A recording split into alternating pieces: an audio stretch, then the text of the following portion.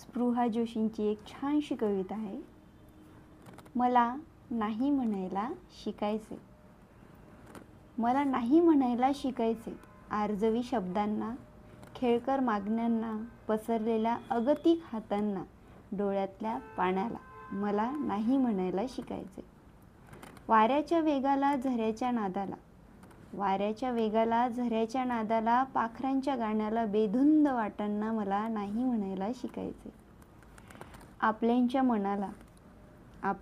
मनाला, मनातल्या आपल्यांना, खरं बोलू पाहणाऱ्याला, आतल्या आवाजाला मला नाही म्हणायला शिकायचे. हल्ली हे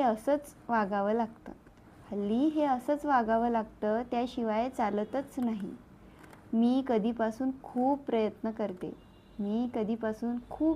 करते, खरं सांगते जमतच नाही.